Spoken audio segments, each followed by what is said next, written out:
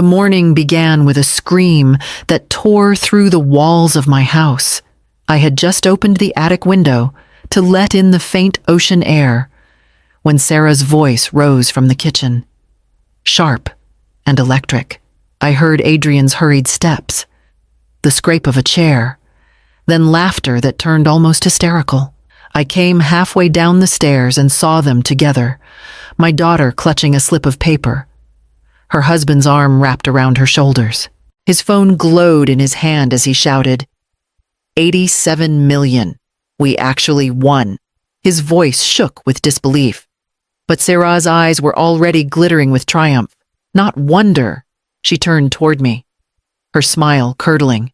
Well, you can finally stop hanging around this place like a shadow. We don't need charity anymore. Go die in a nursing home. For a moment, the words struck deeper than I wanted to admit.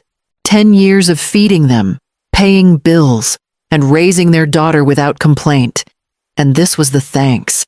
I steadied myself on the rail, watching them both so sure of their sudden fortune, so certain the world had turned in their favor.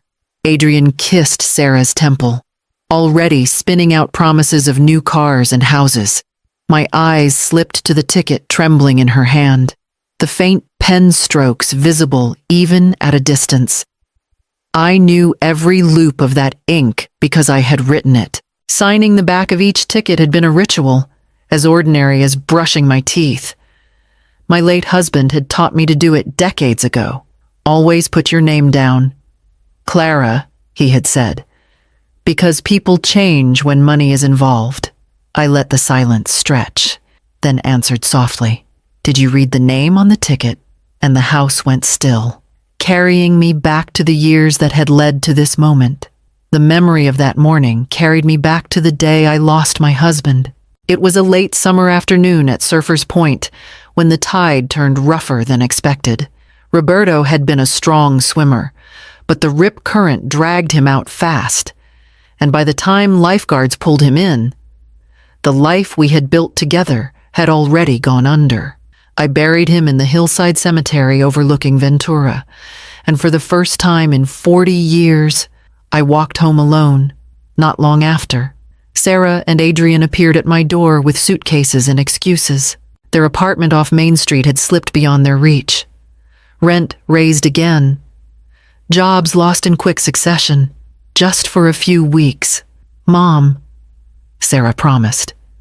Standing in the doorway with tears in her eyes, I didn't hesitate. I opened my house, the same way I had always opened my purse, and gave them the guest room downstairs. Weeks became months. Adrian found part-time work at a dealership in Thousand Oaks, but his commissions never lasted. Sarah cycled through office jobs she claimed were beneath her, always dreaming of something better. My pension covered the mortgage, the utilities, the groceries, even the car insurance they'd forgotten to pay.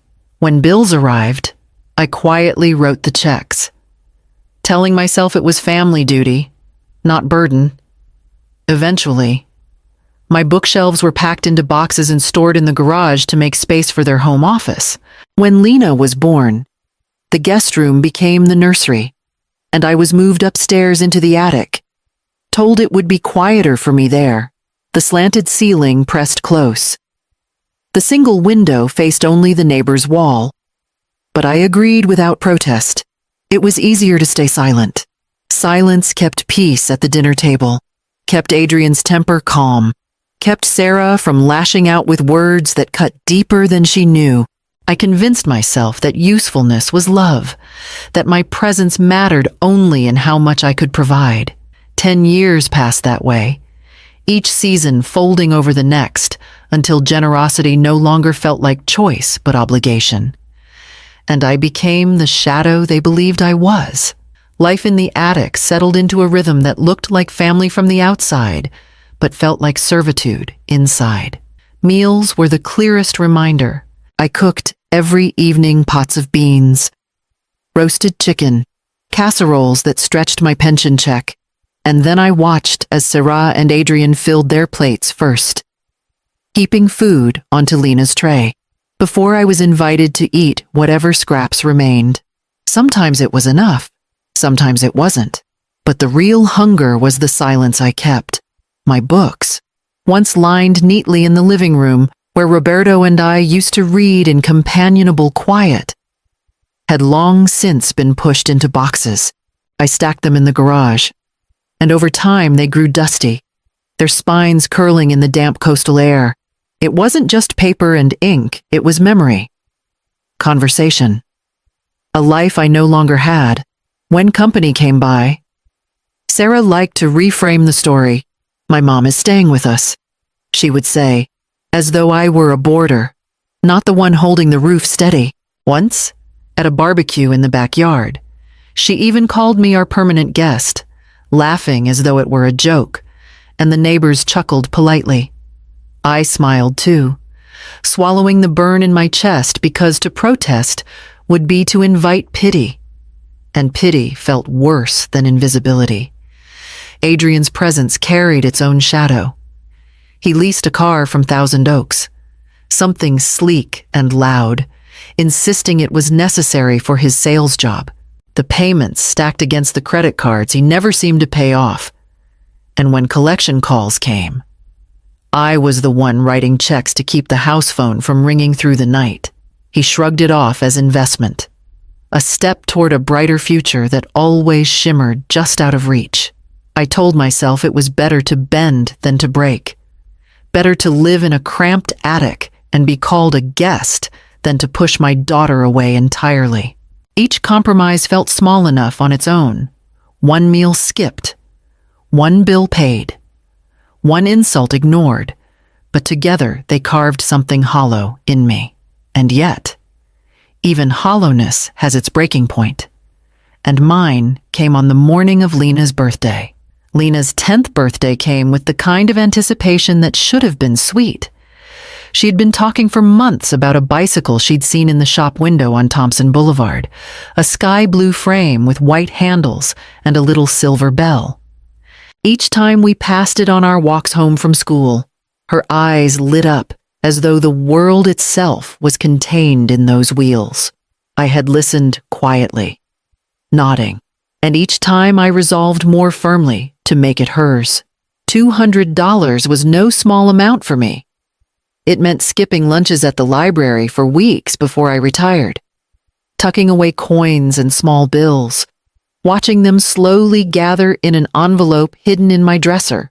Every time I set aside another 5 or 10, I thought of Roberto, who used to say that gifts are never about price but about what they say. You are seen, you are remembered. On the morning of her birthday, I woke early, baked a cake, and set balloons around the kitchen table. The bicycle waited in the garage, wrapped in gold paper I had bought at the dollar store. Lena's face lit up when she saw the decorations, and her excitement was so pure that I nearly cried. She ran into my arms, whispering, "Grandma, is it today?" I kissed her hair and told her yes. Today was the day, but Sarah's voice cut through the moment like a blade. She swept into the kitchen, eyes sharp, lips tight. "Mom, we talked about this," she said, staring at the wrapped shape in the garage. "Lena doesn't need an expensive gift. She needs to learn responsibility."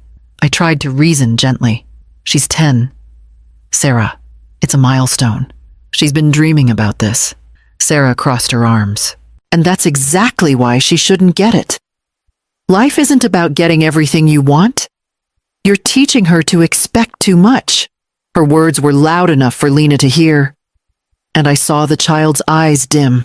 Adrian entered then, coffee in hand, already irritated. "What's going on?" "She bought Lena that bike," Sarah said, pointing toward the garage. "I told her not to." He sighed, rubbing his forehead. "Mom, maybe it's not the best idea. We can't have her thinking money grows on trees." I looked at the envelope of receipts, at the careful way I had counted every cent. My voice shook, but I said nothing more. Lena was sent upstairs. Together, they wheeled the gift back into my car, and I drove it to the shop to return it. The clerk raised his eyebrows, but I forced a smile and handed over the bike that should have been hers. That evening, after the house grew quiet, I walked down Seaward Avenue to the little market near the corner. The fluorescent lights buzzed overhead, and I stood in front of the lottery machine, staring at the slip of paper. The numbers came to me as they always had birth dates of my husband, my daughter, my granddaughter, and me. For 20 years I had played them, sometimes winning a few dollars, mostly losing, but always writing them down. When the clerk handed me the ticket, I pulled a pen from my purse and signed my name across the back in looping script. It was habit. But more than that, it was declaration. My name meant that, whatever else the world might take from me, this was mine. I folded the ticket carefully, slid it into my wallet, and when I got home, I stapled the receipt into the folder where I kept important documents. Mr. Neary had told me years ago, paper trails matter.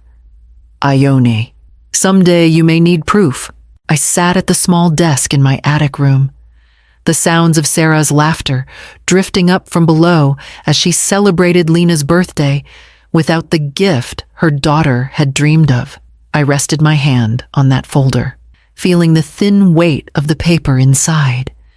And for the first time in years, I allowed myself to imagine a future that belonged only to me. Downstairs, I heard the creak of the floorboards and the muffled arguments of a household already spending what it had not earned. And I knew the numbers I had chosen would soon test everything we were. The day after Lena's birthday began with chaos below my attic room. I heard Sarah's shriek again, but this time it was joy, not anger. By the time I reached the landing, Adrian was waving the ticket in one hand and his phone in the other, shouting that they had matched every number. They clung to each other, laughing and crying, voices tumbling over promises of everything they would finally buy.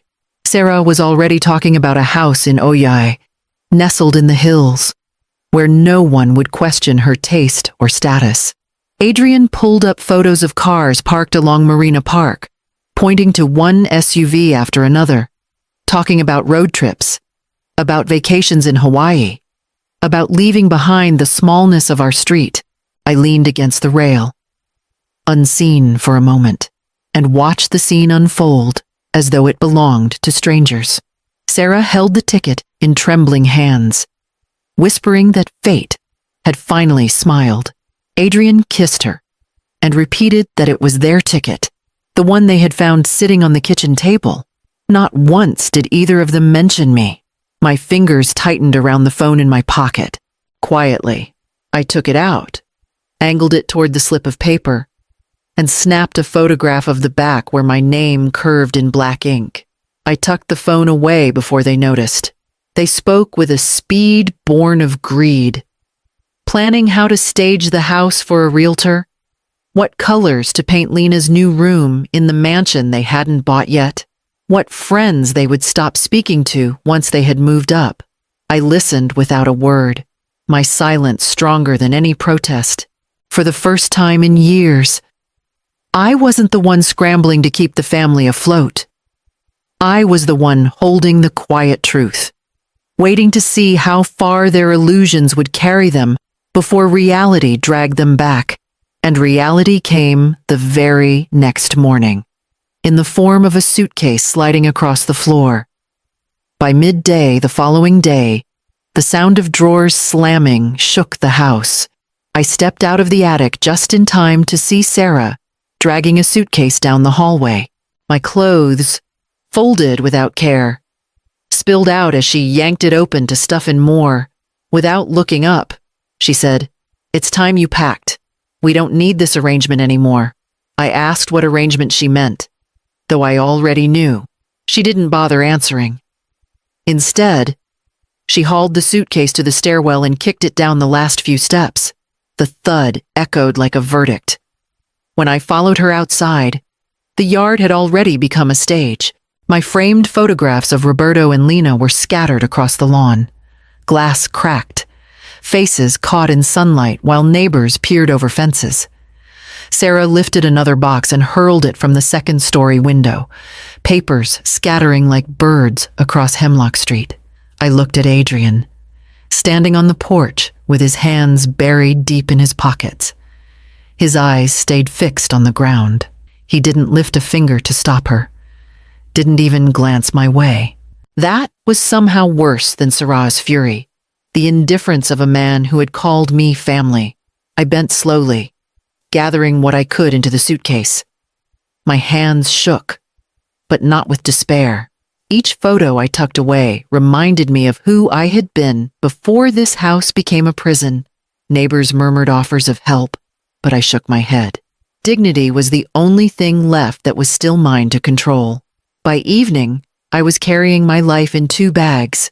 I booked a weekly rental above a noodle shop on Harbor Boulevard. The room was dim, the wallpaper peeling, but the lock clicked behind me with a finality that brought strange relief. I sat by the small window, looking past the rooftops toward the faint outline of the Channel Islands. The ocean air reached even there, thin and salt-heavy, brushing my face as I leaned against the glass. Anger pressed in, but it didn't burn. It hardened, settling into clarity. And clarity became resolve when the phone rang the next morning. The phone rang in the cramped studio just after sunrise. I hesitated before answering, half expecting another call from Sarah. Instead, the voice was calm, deliberate. "Mrs. Carver, this is James Neary." I knew the name, my late husband's old friend, once a respected attorney in Ventura. He explained he had been asked to review a lottery claim flagged for dispute. "Your name is signed clearly on the back. Under California law, that alone makes it yours. No one else can claim it, regardless of where it was found." The words steadied me like a hand on my shoulder. For years I had followed Roberto's habit of signing every ticket, and now that ritual was my protection. Not long after I hung up, the calls began. Sarah's number flashed across my phone again and again. When I finally answered, her voice was syrupy, as though nothing had happened. "Mom, let's talk. We all got carried away, but we can fix this. Just come with us to the lottery office and sign a few things." Adrian's voice slipped in next, his tone coaxing. "It'll be simple. They just need your signature to release the money. We'll take care of the rest." I stayed silent, and the pause stretched until Sarah's voice cracked. "If you don't cooperate, we'll make this ugly. People will believe us over you." I asked one question. "When did you first see my name on the ticket?" There was a beat too long. Then Sarah muttered, "The first day." She tried to correct herself, but it was too late. The truth had already broken free, and with it, the last illusion that any of this was misunderstanding. I ended the call knowing the time for silence was over. I told them to meet me at the studio on Harbor Boulevard. The stairs creaked under their weight as they climbed, and when the door opened, Sarah's face twisted with disdain at the cramped space. Adrian lingered behind her, his shoulders slumped, eyes darting around as if looking for escape routes. I gestured for them to sit. The single chair went to Sarah. Adrian leaned against the wall, arms crossed. I placed the folder on the table between us. "I've already filed the claim," I said. "The winnings are secured in my name." Sarah's lips curled. "So this is what it's about. You're going to hold it over us, aren't you?" I ignored her tone. "Here are my terms. I will pay down your immediate debts for Lena's sake, not yours. But only if you put in writing a full apology for the eviction and the lies about the ticket, Adrian. You will disclose every debt, every card, every loan. And from this day forward, you will respect my boundaries. No requests for money, no moving back into my house, no more pretending I owe you my life." Adrian's face crumpled. He rubbed his hands together, voice cracking. "I was a coward. I know it. I let her push me. I let it happen. I thought keeping quiet was easier than standing up. But it wasn't. I was afraid of failing, afraid of admitting we had nothing. Sarah shot him a glare sharp enough to cut. "This is blackmail," she spat. "You're manipulating us because you got lucky. That money was meant for us." I leaned forward, steady and unshaken. "It is my money, my name, my rules. You can call it whatever you want. But these are the only terms on the table." Adrian lowered his head. Sarah's fury filled the room, but I held my ground, certain now that the balance had shifted forever. And when they left, silence heavier than words trailed behind them, making space for what would come next. It did not take long for the illusion to collapse. Realtors who had entertained Sarah's grand plans suddenly stopped returning her calls. Lenders who once promised lines of credit now laughed at the mention of her name. The cars she and Adrian had spoken of remained on showroom floors, untouched. Word traveled quickly along Hemlock Street, and neighbors who had watched me carry suitcases into a taxi now whispered about the couple who claimed fortune but delivered only spectacle. Then came the announcement. The California Lottery Office issued the winner's name publicly, as state law required Ione Carver, Ventura. My phone lit up with calls from reporters, distant relatives, even people I hadn't heard from in decades. The whispers shifted overnight. The story was no longer about the daughter and son-in-law who struck it rich, but the mother who had endured in silence and held proof in ink. Sarah disappeared behind drawn curtains, avoiding the street where she had once paraded her imagined wealth. Adrian left the house altogether, taking a small rental near Ventura College. When he called me, his voice carried no bravado, only a weary acceptance. "I'm trying to start over," he said. I told him that was a good place to begin. One afternoon, I passed the bicycle shop on Thompson Boulevard. The same sky blue frame still glinted in the window, though now it bore a sticker for clearance. I stepped inside and paid for it without hesitation. The clerk wheeled it out to my car, and as I tied it down, I imagined Lena's face when she finally saw the gift she had once been denied. The bicycle waited in my studio, a promise to be delivered when the dust of betrayal had finally settled into clarity. Within months, I signed papers on a small cottage near Pierpont. The place was modest, its paint sun-bleached and its garden wild, but when I unlocked the door, I felt the space breathe with possibility. The ocean was a few streets away, close enough that I could hear waves breaking at night, steady as a heartbeat. With the winnings secure, I chose carefully where they would go. I funded a reading corner at the EAP, Foster Library in Ventura, shelves lined with children's books and soft chairs where families could sit together. For Lena, I set up a trust strict, protective, something that would carry her toward education without ever being touched by her parents' debts or whims. Adrian began visiting, bringing Lena on weekends. He was quieter now, stripped of his old swagger, but he carried groceries when he came, and once, unprompted, he fixed a loose shutter on the porch. Sarah never appeared. Instead, a stiff letter arrived, unsigned except for her name scrawled at the bottom. The words cold but careful. One bright afternoon, I stood on the path near the sand, watching Lena ride the sky-blue bicycle along the beach. Her laughter carried over the surf, the same joy I had imagined when I first set eyes on the bike, around my neck. I wore the cottage's key on a chain. I touched it lightly, not as a burden, but as proof that at last the door before me opened to no one's will but mine.